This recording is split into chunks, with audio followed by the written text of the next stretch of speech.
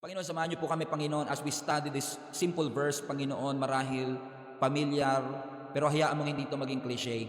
Hayaan mo, Panginoon, ang mensaheng ito ay makatulong ng malaki sa bawat isa sa amin. And as we dive right into that word, hayaan mo ang puso namin na maging open para dito. Salamat ng maraming marami. Ito po ang aming panalangin sa pangalan ni Jesus. Amen. I am so excited to share this to you. Actually, the verse that I want to share to you is coming from Joshua chapter 1 verse 9. So pagkasabi ko pa lang niya, sigurado marami na sa inyo ang, alam ko na po yan, Pastor. But hopefully, as I preach this to you, as I share this message to you, makakita ho kayo ng panibagong kaliwanagan. Kasi ako mismo, I've been preaching about this passage for about this verse for many years already. But I've never seen something that I want to share to you today. So ready na ba kayo? Katulad ni Ronela from Iloilo, ni G from, I don't know kung taga-Pilipinas ito, and si Arjane from Pangasinan. Let me know in the comment section. Once again, keep your comments coming. Kasi kahit kayo nanonood, si Angelica nasa YouTube, wherever you are watching from, I can see your comments. Number 1, basahin ulit natin. Joshua chapter 1, verse 9. Sabi dito, have I not commanded you? By the way, si Lord ang nagsasalita dito ha. Have I not commanded you, be strong and of good courage. Do not be afraid, nor be dismayed, for the Lord your God is with you wherever you go. Now think about this. Si Lord ang nagsasalita nito para kay Joshua, pero imagine ninyo na si Lord ang nagsasabi nito mismo sa iyo. Let's say for example, Angelica, have I not commanded you? Stephen, have I not commanded you? Eileen, have I not commanded you? Be strong and good courage. Do not be afraid and do not be dismayed, for the Lord your God is with you wherever you go. If you need a simple title for this message, parang pinamagatan ko itong parang navigating transitions. Navigating transitions. Let me ask you a question and you can put your answers in the comment section right now. Kailan yung mga pagkakataon sa buhay mo o may mga specific circumstance po ba sa buhay ninyo na hinarap ninyo na alam mong kailangan mo ng tapang para mapagtagumpayan? Okay, let me repeat. May mga sitwasyon ba kayong kinaharap sa buhay ninyo, whether nakaraan, kasalukuyan, na tingin ninyo requirement ang pagiging matapang? Alam ko maraming mga circumstances tayo sa buhay natin na requirement ang pagiging matapang. Bigyan ko kayo ng example as you are typing your own experiences. Maaaring pag-iwan sa isang toxic relationship, kailangan mo ng tapang dyan. Pagpurso ng bagong karir, kailangan mo ng tapang dyan. Paghingi ng tawad, kailangan mo ng tapang dyan. Pagpapatawad sa mga taong nakasakit sa iyo, kailangan mo ng tapang dyan.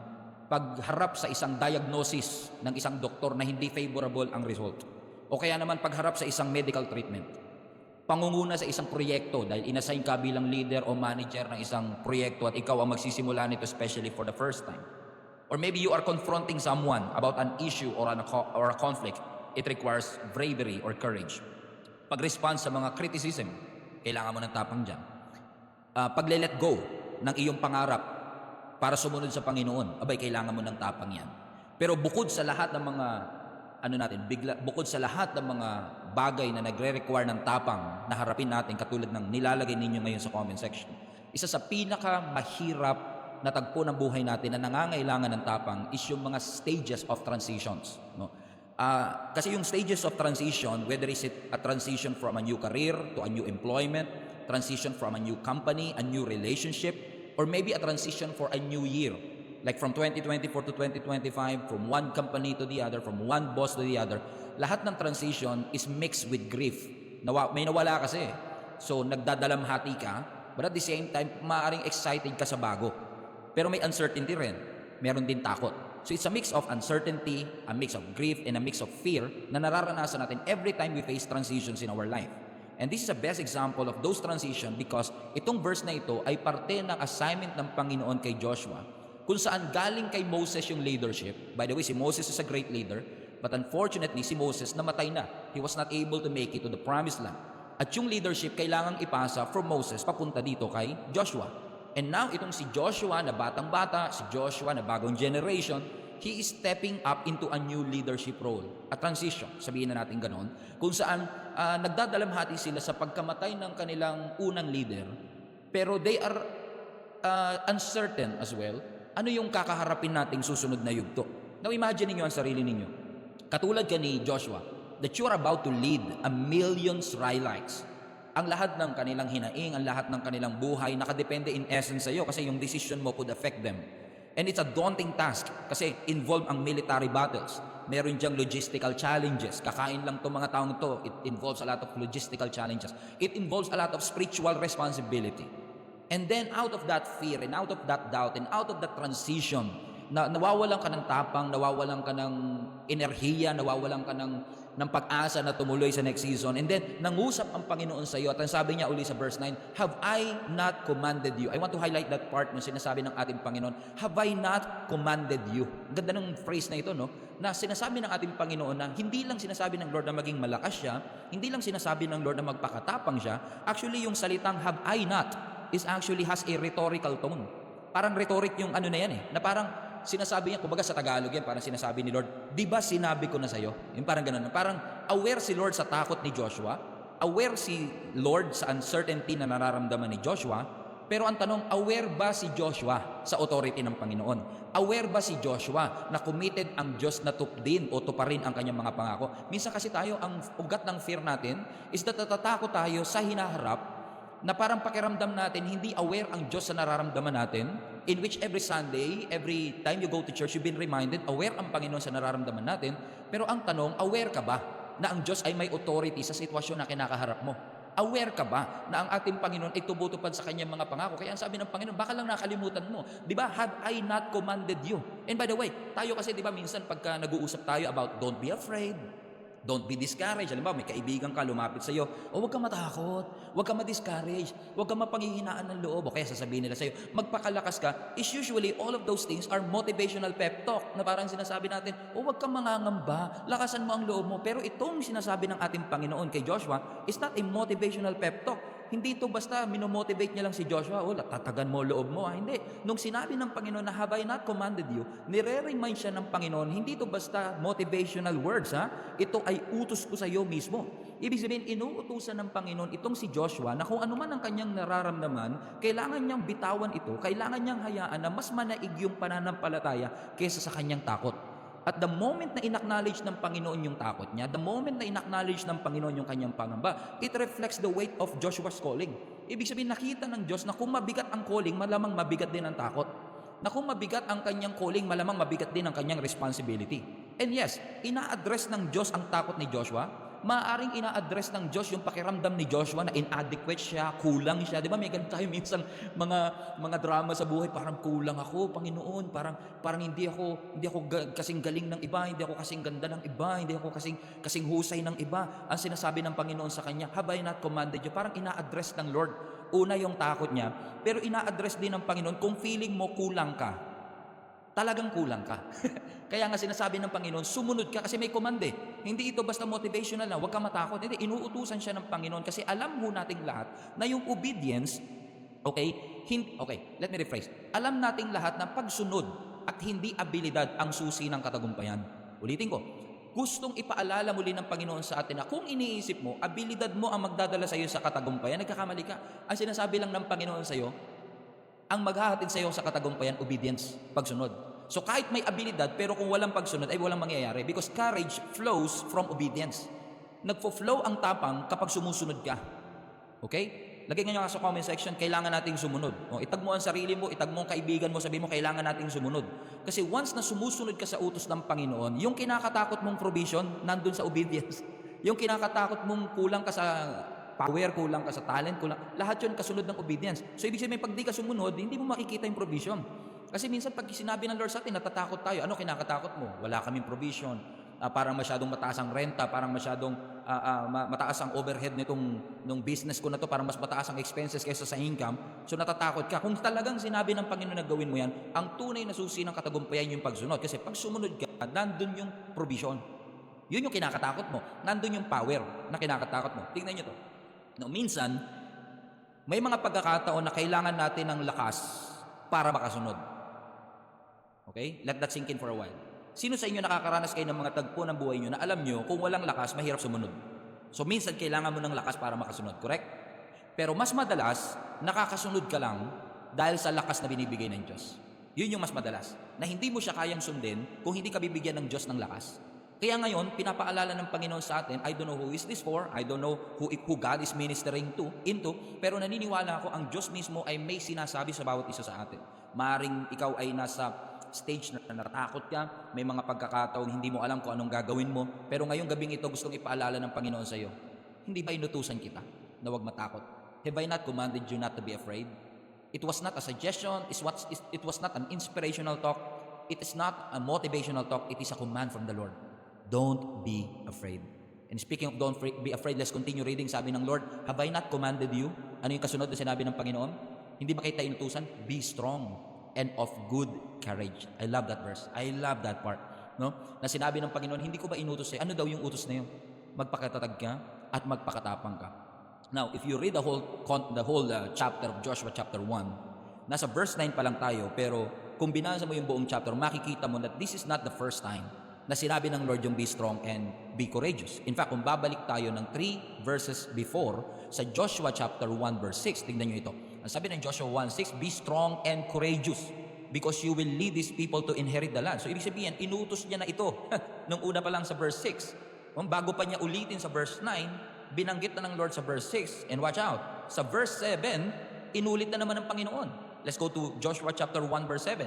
Ang sabi naman ng verse 7, be strong and very courageous. O, inulit na naman ng Panginoon. Amen? So, sa verse 6, sinabi niya, be strong and courageous. Sa verse 7, inulit-uli ng Panginoon, be strong and very courageous. Be careful to obey all the law my servant Moses gave to you. So, ibig sabihin, from verse 6, then to verse 7, then now to verse 9, kaya pala sabi ng Lord, have I not commanded you? Let me remind you of my command. Be strong and be very courageous. Now, this is interesting because for quite some time, minsan parang pagpapalit natin interchangeably yung strong and courage. Pero actually in the Hebrew, meron siyang specific, na-define siya in a two specific way. Ang Hebrew word ng salitang strong is actually from the Hebrew kazak. Okay?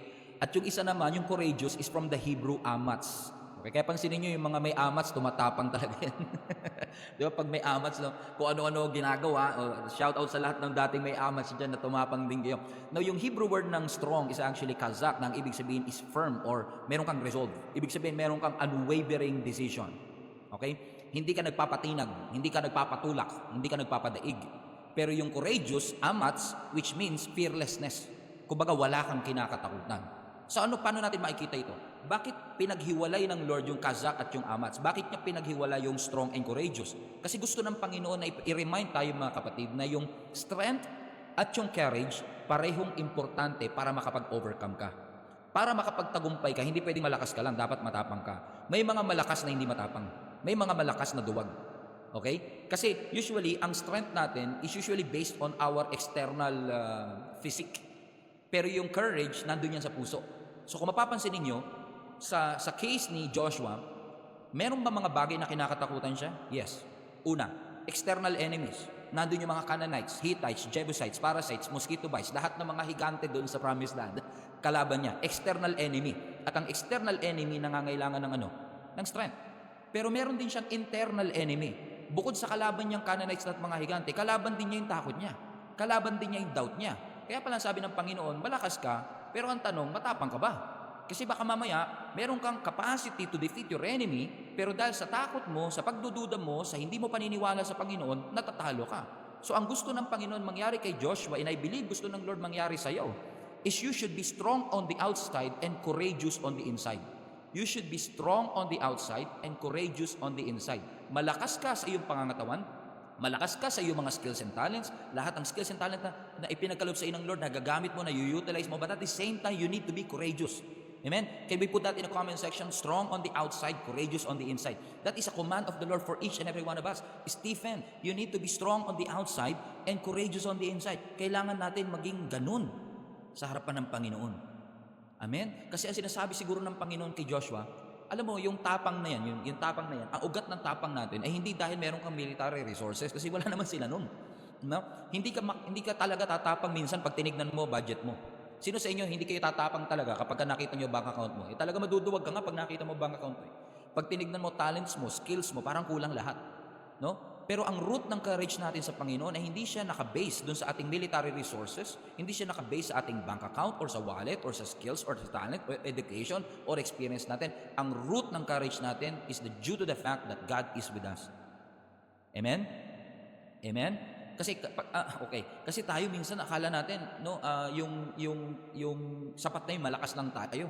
Pero kung kahit gaano tayo kalakas, kahit gaano katindi ang potential natin, kahit gaano ka-talented tayo sa field natin, kung wala tayong lakas ng loob, walang mangyayari sa atin. Amen po ba mga kapatid? Everybody say amen in the chat mga kapatid. Strong and courageous. Strong, okay, in the outside, but courageous on the inside. Ano pa sabi ng Panginoon sa verse 9? Basahin uli natin. Nasabi ng Panginoon, have I not commanded you? Ano uli yun? Be strong and of good courage. Don't be afraid, don't be dismayed. Look at this part. For the Lord your God, I love that. For the Lord your God. Number one, pinersonal niya eh. No, yung Lord mo, hindi lang siya basta Diyos, kundi Diyos mo. No, hindi lang siya basta shepherd mo. Hindi lang siya protection, kundi protection mo. Hindi lang siya basta deliverance, deliverer mo. Ibig sabihin, ginagawang personal. Alam nyo, ang Diyos, no, hindi natin mamamaximize lahat ng pinagbayaran ng ating Panginoong Hesus kung hindi natin siya gagawin personal sa ating buhay. Ang presensya ng Diyos hindi distant. Ang presensya ng Diyos hindi malayo. Ang presensya ng Diyos intimate at active. Kung iisipin natin na ang presensya ng Lord ay lagi nakaabang lang from the outskirt at lagi lang siya nasa labas, inaabang. No. Ang presence ng Lord is not distant. Ina-assure tayo ng Panginoon sa mga oras na ito that God, the Lord, your God, the Lord who created the heavens and the earth, the God who saved you, who bled and died for at the cross for you, is intimate and active. Katulad ni Abraham, naranasan niya yan. Si Isaac, naranasan niya yan. Yung predecessor niya, si Moses, naranasan yan. No? Kasi nangyayari, kailangan ma-realize natin yan. Ang Diyos natin personal. Ang tanong, si Lord ba kilala mo talaga? O talagang meron kang personal relationship sa Kanya? O kilala mo lang siya as your God? Kailangan magkaroon tayo ng malalim talaga na relationship sa ating Panginoon. Lalo ngayon 2025, no? I'm sure hundreds if not thousands of people have committed themselves para sabihin, Lord, gusto ko magpakalalim sa iyo. Bakit importante ito? No? Pansinin ninyo, kapag kilala mo ang Diyos, nagbabago yung pagharap mo sa pagsubok. Pansinin nyo, no? Pansinin mo lang. Pagkakilala mo ang Diyos, okay, pag mas malalim ang pagkakilala mo sa Diyos, mas relax ka. Okay? Mas relax ka pag malalim pagkakilala mo. Pero pag mababaw lang yung pagkakilala mo sa Diyos, lagi ka nagpapanik. Lagi kang anxious. Lagi kang natatakot. Pero the more na nagkakaroon ka ng intimate relationship, nare-recognize mo yung presence ng Diyos. That even when the odds are against you, alam mo may assurance ang Lord ng victory. So I want to encourage you, kailangan kilalanin mo ang Diyos na maging personal siya sa buhay mo. Kasi the more na lumalalim ang relationship mo sa Panginoon, the more na nagiging relax ka sa pagharap ng mga pagsubok. Nung hindi ka nagpapanik, hindi ka natatakot, hindi ka nangangamba, kasi alam mo na yung Diyos nandyan eh. Tumutupad siya. And He is your God. He's not just a God, He is your God. He's not just a shepherd, He is your shepherd. Amen mga kapatid? Everybody put that in the chat. Amen. Amen. God is with me. What else? Ang sabi ng scripture, for the Lord your God. Ano yung pangako? Oh, si Lord na personal sa iyo. Let's continue reading. In verse 9, for the Lord your God is with you. Yan, tingnan nyo. Ang sabi ng scripture, hindi ba inutusan ko kayo, huwag kayo matakot. Tapangan nyo, lakasan nyo ang loob ninyo. Kasi ang Diyos ninyo ay kasama ninyo. Ibig sabihin yung presensya ng Lord hindi distant, as I was saying. Actually, yung salitang presence dyan in the Hebrew, Shekinah eh. Ibig sabihin yan, protection, guidance, favor. So sinasabi ng Panginoon kay Joshua dito, don't be afraid for the Shekinah glory, the Shekinah presence of God, the one that protects, that guides, that gives you favor, is always with you. In fact, ang ibig sabihin nito is that pag sinabi mo kasing Shekinah, it meant that God would go ahead of you. Bago mo pa harapin, nandun na siya. Bago mo pa papuntahan, nandun. Ibig sabihin, nakalculate na ng Diyos, nakita na ng Panginoon, He is already with you. So if you need protection, if you need guidance, if you need favor, He already set it out for you. Even before, amen, ng pagpunta mo doon. So it is a huge promise ng Panginoon sa atin. What a wonderful promise, isn't it, mga kapatid? Let's take a moment, mga kapatid, at pasalamatan ng Panginoon. Grabe yun. Na ang root cause, ang dahilan kung bakit hindi ako dapat matakot, ang reason kung bakit hindi ako dapat mangamba is due to the fact that God is with me. Diba? Yung presensya ng Diyos, yung favor ng Lord, yung protection ng Lord, God is with me. Lagay nyo nga sa comment section, God is with me, God is with me, God is with me. Amen. As many as you can. Amen. God is with us. The Lord is with us. Amen. Kasama natin ang Panginoon. Wherever you are, kasama natin ang ating Panginoon. Because the presence of God, which symbolizes protection, guidance, and favor, is always with us. It means that God will always go ahead of you. Lagi ko sinasabi ito na isa sa pinakamaganda at pinaka-reassuring, comforting na pangako ng Lord sa atin, ay yung pangako niya that He will always be with you. Kasi madalas, we're not always leaning towards coming to the Lord. May mga pagkakataon na gano'n na minsan nagsosulo tayo, nagsasarili tayo. Pero ang Diyos nangako po sa atin, He will always be with us. God will always be with us. In the midst of this transition phase, no, sa buhay ni Joshua, actually hindi lang kay Joshua, sa buong nation of Israel, pero magta-transition sila sa bagong leadership, sa bagong way of living, nasanay sila na puro tent, nasanay sila na mobile yung kanilang bahay. And then may pangako ang Panginoon doon sa promised land, permanent na yung bahay ninyo. Transition yun eh. At hindi porket may blessing, wala nang takot. Hindi porket nagkaroon ka ng bagong bahay, wala na yung takot eh. Nandun yung gratitude, pero may ano din, may uncertainty, may konting naiisip ka na what could have happened, no, pagka nangyayari, anong pwedeng mangyari sa akin buhay. And on that moment na marirealize natin na magta-transition tayo sa lugar ng uncertain at di tayo sigurado, ang pinapangako ng Panginoon sa atin, mga kapatid, kasama natin siya. And as I close this, yung pinakahuling praise doon, sabi ulit, basahin natin from the top, and then we're going to end with that. We're going to end with that last praise. Have I not commanded you, be strong and of good courage? Do not be afraid, don't be dismayed, for the Lord your God is with you. Look at this, wherever you go. I love that. Kasi hindi lang nangako ang Lord na kasama mo siya. Ibig sabihin kahit saan ka pumunta, ibig sabihin comprehensive. Imagine niyo, yung pangako ng Lord sa'yo comprehensive. It covers a lot of aspect of His leadership. Meaning, kung saan man ka man pumunta, meaning ano man ang i-occupy mo, sino man ang kaharapin mo, saang bundok ka man pumunta, saang valley ka man bumaba, comprehensive yung pangako, sumusunod sa'yo. Hindi yung parang dito lang yung pangako, bahala ka na, pag lumayo ka, di wala. Pero yung sabi ng Panginoon, I will be with you wherever you go, comprehensive siya. Ibig sabihin, there's no place that Joshua can go where God will not be with him. So ang Diyos, ang kanyang presensya, hindi limited ng geography, hindi limited ng circumstances, hindi limited ng human limitation. Comprehensive ang kanyang mga pangako sa atin. And I believe that is a word for somebody today, na yung pangako ng Lord sa atin is comprehensive. Huwag nating isipin na hindi na-anticipate ng Diyos yung mga bagay na na-anticipate natin. God will always be with us, and that's for sure. When you step into a role, step into a new environment, humakbang ka sa isang pagtawag, sinunod mo ang ating Panginoon, He will always be with you. Alam niyo, I've been serving the Lord for almost 12 years now as a pastor, and technically as His follower, I've been serving the Lord for almost 25 years now. And grabe, magsisilver anniversary na pala ako ng paglilingkod sa Panginoon. Pero isa lang sa napatunayan ko, mahirap yung sumusunod ka sa Diyos, tapos alam mong hindi mo kasama. Kasi kung susunod ka sa Diyos, hindi pwedeng hindi mo siya kasama eh. No?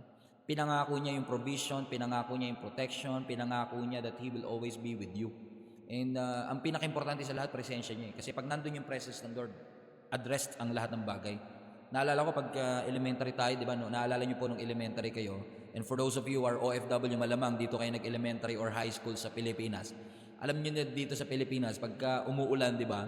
Yung mga bata hindi pinapakawalan sa mga public school. Hinaantay nila na yung kanilang mga magulang susunduin sila, no? Bago sila pakawalan. Eh kami naman, yung bahay namin nung elementary kami, walking distance lang naman from the school.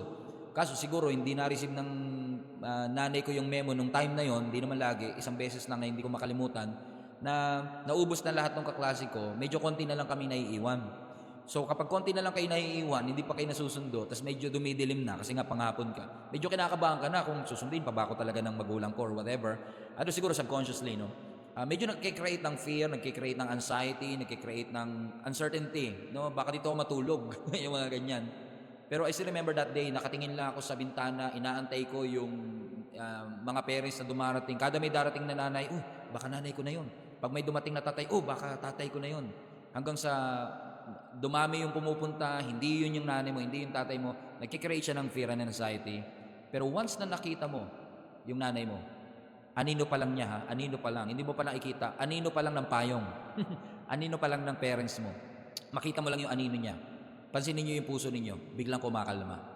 Okay, just by mere presence of your parents gives you what? Peace. And if the presence of your parents can do that to your heart, imagine what the presence of God can do to you. Amen? Just the mere presence of God, yung maramdaman mo siya, masense mo siya, just that presence, I believe, is going to really change the way you have your relationship with the Lord. So I want to encourage you today, whatever the source of that fear may be, ano man yung source ng anxiety mo, ano man yung source ng takot mo, ano man yung source ng pangamba mo, I want to encourage you today that it is the presence of the Lord let me repeat, it is the presence of the Lord, not your ability that will guarantee that success. Ang nakakapag-guarantee ng success ay yung presensya ng Diyos. So, if I will do it, and I do it excellently, without the presence of God, I still won't succeed. But if I do that, kahit minsan hindi ako ganun kahusay, ganun kagaling, hindi ganun ka-experience, but if I have the presence of the Lord with me, I believe that I'm going to succeed in this. So yun yung story ni Joshua. No, it's going to be a new territory, a new environment, a new role. Sanay siya na sumusunod lang kay Moses, but this time he's going to lead, he's going to decide. He's going to be the primary decision maker for the entire nation. And yet, ang sabi ng Panginoon, have I not commanded you? Church, pinapaalala ng Panginoon sa iyo, in case you've missed, in case na-consume ka ng problema, na-consume ka ng whatever source of your depression may be, na-consume ang emotion mo, na-consume ng takot, ng pangamba, ng uncertainty ang iyong puso, pinapaalala ng Panginoon sa iyo, have I not commanded you? Don't be afraid. Be courageous. Be strong. Because the Lord your God is with you wherever you go. Saan ka man pumunta, kasama mo ang Panginoon, kapatid. I hope that serves as an encouragement to you. Muli natin palapakan ng Panginoon in the comment section.